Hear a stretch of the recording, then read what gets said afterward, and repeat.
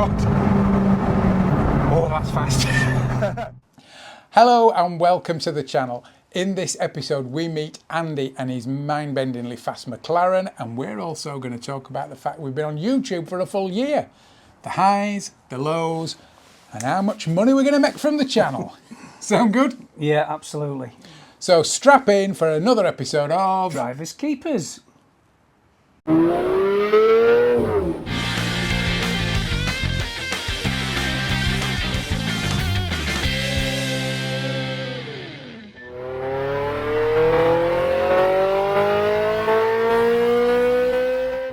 So first off, let's go and meet Andy and his very orange McLaren. But I wasn't there because I was feeling like shit. Oh my God. Oh, that's fast. She can be an animal when she wants to be. Wow. Yeah. Bloody hell.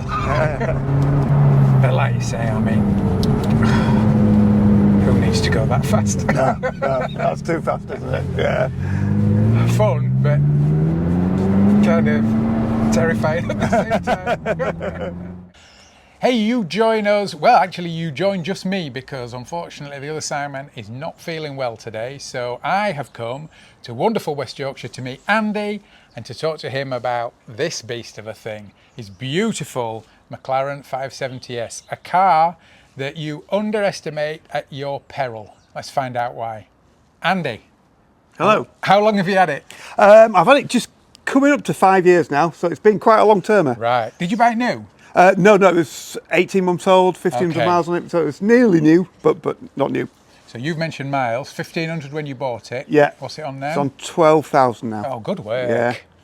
She does pop and bang brilliantly when she's warmed up. Oh, really? Yeah. It's got titanium exhaust on it, so Nice. it does sound lovely when she's warmed up. Is that a McLaren option or? Yeah, it's Right. an MSO option, yeah, so it's... Oh, music. There we go.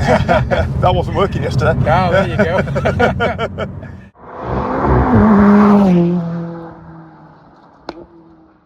So what kind of things have you used it for? It's done everything. And it's done everything that's been asked of it really well. Right. We've had track days in it. I've Okay. done tours in it. Yeah, shows in it. Just bumbling around in it. Yeah. It's been it does everything. Yeah. When you say tours, where have you been? Done a couple of Scotland tours, a Wales tour. It's not been abroad yet. Yeah, Right. I've not taken it into Europe yet. Okay. Am I right in thinking you've got that McLaren doing that again? I think inspired by F1, that thing where your paddles are like a rocker switch. Yeah, you kick up and down on both sides. Yeah. Do you use that, or do you just? No, I use that for down and that for As you just, would, yeah. Yeah. Yeah. I think it was Mick Hakkinen or someone who requested it. It's useful when you've got a cup of coffee or a can of coffee. Yeah, That's about yeah. it. Or you're on phone. Don't drive and be on the phone. Bearing in mind that kind of mileage that you've put on, what's the running cost of it been like? Has it been? I mean, you said it's been reliable. What's it been? Do you know like? what? It really has been. Yeah, it's wanted for nothing more than standard servicing. Uh-huh. Yeah.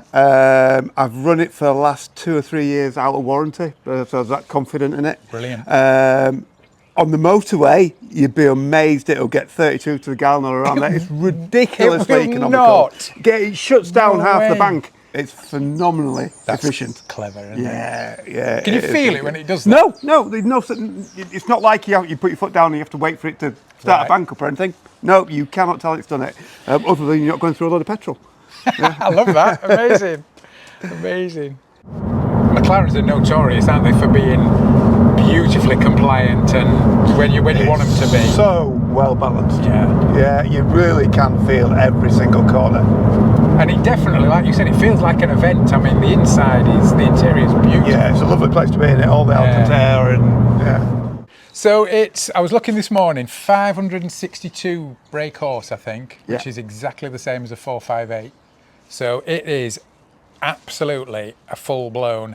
The reason I'm bringing this up, it's a full-blown supercar. I think McLaren, personally, I don't think they did themselves any favours when they broke their lineup into three, and we went Sport Series as entry level, Super, and then something else for the Sennas and all the rest. Yeah. And it kind of, I think, it can make people think, oh, it's a sports series car, so it's less. Yeah.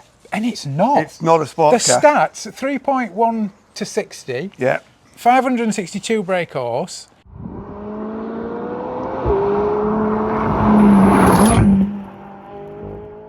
Why you need something with 800 brake horsepower when you, apart from a track, Yeah. when you just can't. Just don't. This is Just far annoying. too fast for the road. Yeah. Yeah. You'll never use, and this is entry level.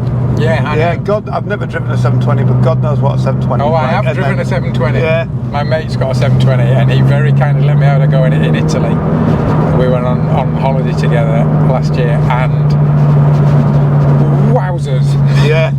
Absolutely, I mean, beautiful car, beautifully finished like this, but yeah, I put my foot down and made me feel a little bit sick and a little bit unsettled because my brain can't compute how fast everything's coming towards you. Yeah. And so you get a bit woozy, and the last thing you want to feel when you're driving at speeds like that is that your head's spinning. Yeah, you yeah, want to be focused. I'll tell you what I like about it, what I really like about it. You can tell, I feel, it's a car made by an F1 team because the airflow doesn't seem to be so much about let's make it go through the air. The airflow's about let's get air in, and then let's expel it out the back once we've used it. It's just the details, and I mean, it's just a full-on supercar, isn't it? Yeah, yeah. The more you look at it, the more you see these little details. Yeah. I think when they first came out, I wasn't a massive fan of the appearance of them. Right. Yeah, I didn't think they were a pretty car. More that I've had this and looked at it and been with it, it just becomes a beautiful thing. I think you're right. I think it's stunning.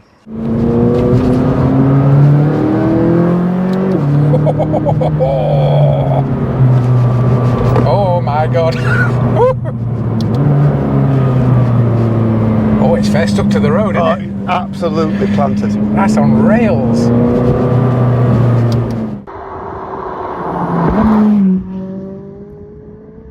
So one obvious question, Andy, is why McLaren and how did you get here? Where's your love affair with cars started? What have you had in the past? I've had quite a breadth, really. It started off with Porsches. Okay. I think a 911 C4S. I've had a 997 Turbo, GT4. But I think the thing that really kicked the whole supercar, sports car sort of enthusiasm off was as soon as I got a Ferrari. Okay. I got a 360. Yeah. I think the epitome of what I had was I had a Challenge Stradale. Oh, mate. I did really well with that. I bought that, I can't remember, it was 2 or 3 years old I think I bought it, but I bought it at the bottom of the market. Right. So I bought a round drive Ferrari, it cost about 95 grand at the time. I had it for 5 years. I can't remember what I sold it for, but I did well on it. Nice. But that was when nobody was scared to drive them because they weren't worth that much. They were just a souped up 360. Yeah. So that got tracked massively, and that did loads of European tours, and that took that from 2,000 miles to about 20,000 miles in the 5 years that I had it. In fact, it's for sale. That same car's for sale now, with I think 21,000 miles on it 3 years later. Oh wow! Yeah, No way. so it's just wasted away in somebody's garage, just looking pretty. It's like we said at the beginning of the video. Underestimate stuff like this at your peril because blisteringly quick, blisteringly capable, absolutely phenomenal piece of kit. I was always very inquisitive around the McLarens, but I'd heard all the internet stories about how they were made of Swiss cheese and it was going to break down, and if you don't have it warranted, you're insane. And it would probably go up in flames. And it would go up in flames and all that. So I thought, I want to try one, but I just want to dip my toe in the water. So, which is why I went for a 570 rather than a 720 or anything else. Yeah. But it's been exactly the opposite of what I was told it was going to be. Okay. Yeah. It's been as good a car as any other car that I've driven. So I just dipped my toe in the water. I wish I'd dived in a lot deeper, because here I am 5 years later with the same car. Yeah. But no regrets at all. It's been magnificent.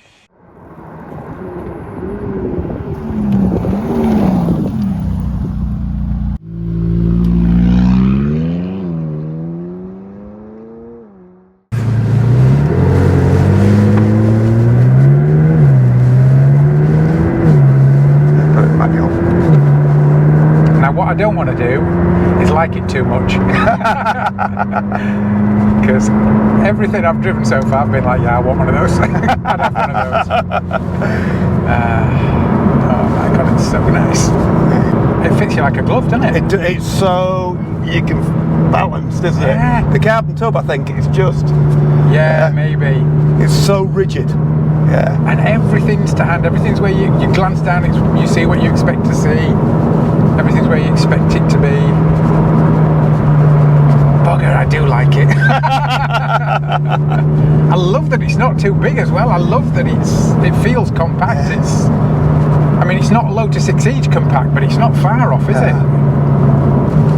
And I tell you what, talking about Lotus, this steering feel is very Lotusy. And that's a good thing, that's a great thing.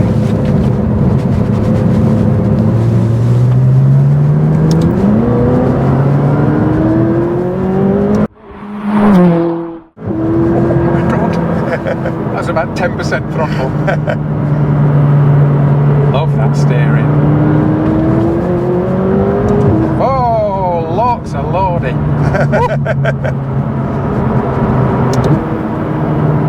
So that was foot to the floor very briefly. Yeah. Tiny little bit of turbo lag. Yeah. Just a little bit. I was a bit like, oh, okay, not. Oh, I was about to say, oh, not so much, and then suddenly we were off. Wow, I love that. Those gear shifts are, as you would expect, instantaneous. Good colour as well, isn't it? When you look at the mirrors and they're bright orange. Yeah, and in this weather it's lovely because it's got a gold fleck in it, and it really picks it up. Yeah, but it's in the sunshine. Nice. Oh, I could see you doing a lot of miles in this. It's comfortable, isn't it? It just does everything brilliantly. Yeah. You can pot around in it all day and be comfortable as anything, or you can scare yourself to death. What more could you ask? Yeah, I see what you mean about the brakes. They're nice though, aren't they? Yeah, they are lovely. Yeah, because you've got that softness to them. Yeah. Get to drive a few different cars doing this, as you would imagine. And the brakes are the things that catch you out. Everything else, pretty much, accelerations tend to feel pretty much the same. If it's a manual, you soon get used to someone else's clutch. But the brake pedal's the thing where you're always like, oh my God, there's no brakes. Yeah. Or, oh my God, the brakes are so, I'm just smashing my face into the steering wheel, the brakes are so key. And it's that pedal that always takes longer to acclimatise to. Yeah. But these are instantly just, I haven't given it a second thought, which says everything, doesn't it?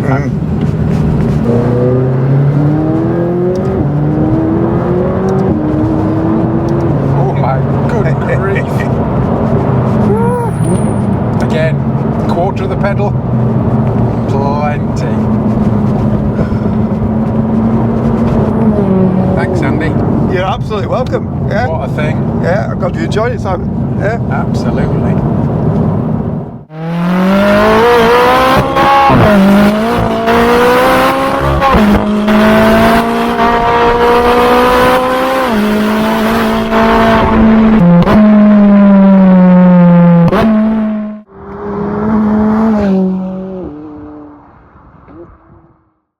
So, thanks to Andy for letting us feature his stunning McLaren, even though I didn't get to drive it. And also, talking of which, if any of you watching would like us to feature your car, either with you on or off the camera, it doesn't matter, then please let us know and get in touch via the description in the comments. Indeed. Sam, should we go and get some coffee? Let's go and get coffee and a bun. So we're on our way for some coffee. Hopefully you can hear me above the noise of the V12. Simon and I are massive fans of Breaking Bad and Better Call Saul. If you haven't watched those programs, ditch this video now and go and stream all of that good stuff, and you can thank us later. But if you know what we're talking about, without giving any spoilers, one of the main characters ends up working in a Cinnabon restaurant in America, which apparently they're everywhere in America. I've never seen one in the UK, and they've opened one in Wakefield. So we need coffee. We're going to go and get a brew and a sticky bun and have a little chit chat about our first year on YouTube. Cheers. Let's try the coffee.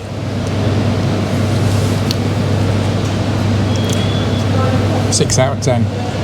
Bit milky. You think? Yeah. Oh, I just like a smooth flat white. But these are amazing. I mean, like you just said, it's a lot of sugar, but Yeah. tasty. No affiliation, of course. No, not at all. Well, So, Sam, yeah, we've been doing YouTube for a year, mate. Can you believe it? I know. And I haven't got a yacht moored in Monaco Harbour yet. No, well, we'll talk about earnings in a little while. Yeah, Don't keep your fingers crossed for that either. yeah. But yeah, do you remember when we started, YouTube set some targets. Before we could be monetized and earn some cash, Oh, yeah. we had to get 1,000 subscribers and we had to get what they call 4,000 watched hours Right. of video watching.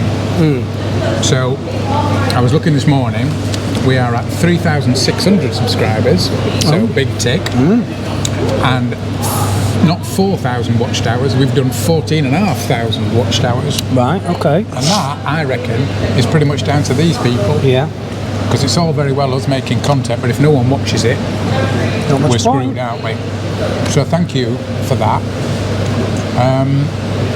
But there's definitely room for improvement, There is. because I think we decided we'd be at 50,000 subscribers by now, and maybe that was slightly over optimistic.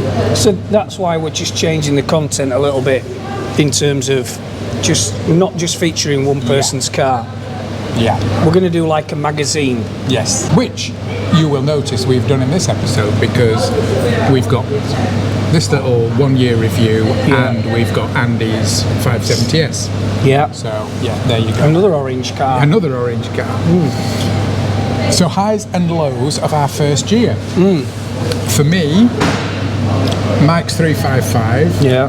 Because inspirational story and pretty emotional when I got to drive that car, because that was my dream Ferrari of my youth. Yeah. And I think quite emotional for you because it brought back memories of your Of mine, yeah, 355 Spider. It was just an epic car. Wish I awesome. kept it. 'Cause it'd be worth 3 times what I paid for it. Dean's Diablo SV, Oh, yeah. obviously. Who thought we'd ever get to drive one of those? Yeah, I mean that was so similar to the Murcielago in a lot of areas, Right. but just more mechanical. There was lots more going on. You could hear more of the cogs whirring. Aurora, would you? Yeah, definitely. Yeah, Roar. I mean, it's a cliche, but it definitely is Roarer. And I would stick in also that little Lotus Exige that I got to drive, but Oh, you God, didn't because yeah. you've done your back. That's What it. a car that was. Yeah. Amazing. Yeah. What a piece of kit. Yeah, and I've always had a soft spot for Lotuses as well. Yeah. But yeah, Low points, what do you think? low points. We maybe didn't have any. I mean, we have had fun. Well, all breaking year. down on the way back from the Orkneys for me. I've forgotten about that. Yeah, Yeah, that was a low point. breaking down on the way back from the Orkneys in the Lambo and getting transported home because rain had gotten into the engine and through the engine cover, Yeah. Yeah, disaster. shorted out a coil pack. And the other thing was driving all the way to bloody Lamborghini factory on basically the back of a phone call I'd had in December saying, would you like to come down? Yeah.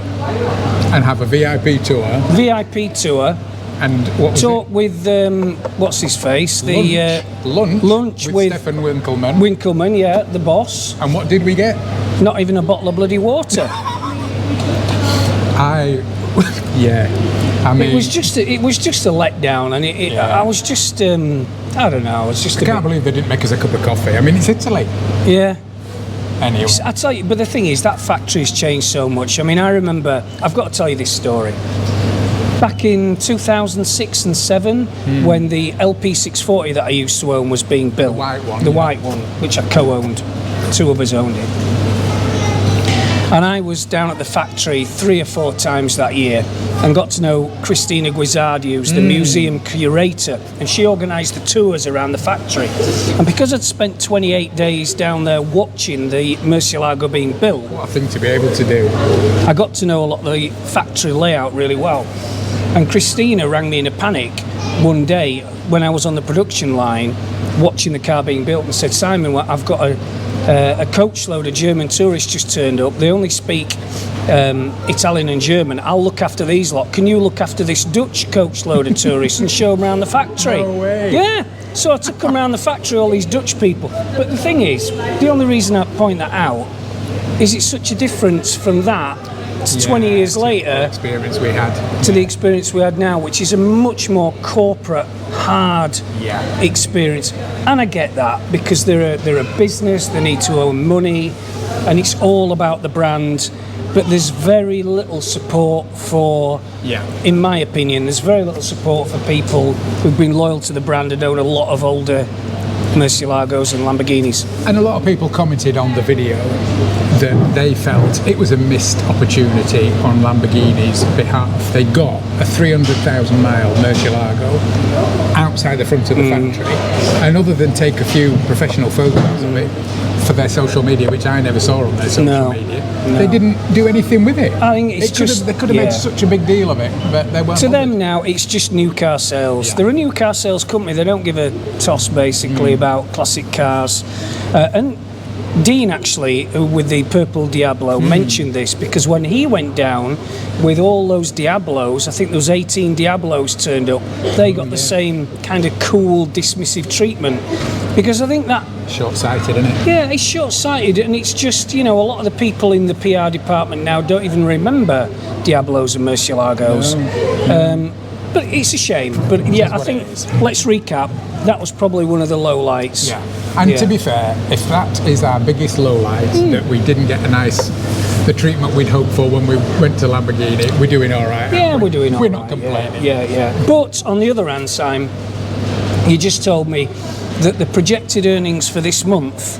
Oh, right, yes. Yeah, from YouTube. So yes. We must tell our viewers about the projected earnings for this month. So YouTube won't let you earn anything for the first 12 months. We're just over 12 months, so now we can start earning some money. And I had a little look on the app this morning, and our projected earnings for this month are £2.12. £2.12 between the two of us. So that'd probably get me about 70 yards in the Lambo.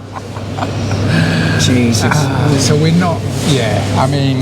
It is what it is. I mean, this is the thing, you know, if you're going to do YouTube videos, you need to crack on and keep at it and give content that people want to see, and interesting content at that. And we're not doing it for the money. We're not. We do it because we enjoy it and we love cars. Costs, but whatever. But I'm sure that'll come. So, people, please subscribe. It doesn't cost you anything. Share. Drop a note to your mate. Tell him about our videos. Just phone your local paper. Write to your MP. I don't care. But let's try and get some more views. I think you're asking a bit much there, Simon. Okay, so just to recap, all of the videos that we've just discussed, Simon breaking down in Scotland, the Lamborghini trip to Italy, are all on our channel. So if you haven't seen those, you might want to go back and have a look. Our three most popular videos, Sam, any idea what they are? Oh, well, without a doubt, Mike's Lambo. Mike's 355. Number one. Yeah. Number two is when your Mercy finally hit 300,000 miles. Yeah, in Germany. On the pass, And number three is Dean's beautiful purple Diablo S. Yeah. So, there we go. Not a bad first year. Thank you lot so much for your support. Please keep watching, please keep subscribing. Yeah. And we'll keep putting stuff together for you and knocking out some videos that hopefully you want to watch. Right, back to the sticky bum. Back to sticky bum. So, thanks very much for watching. Hope you enjoyed it, and please like and subscribe as ever, and we'll see you next time. Yeah, thanks again. Cheers. See ya.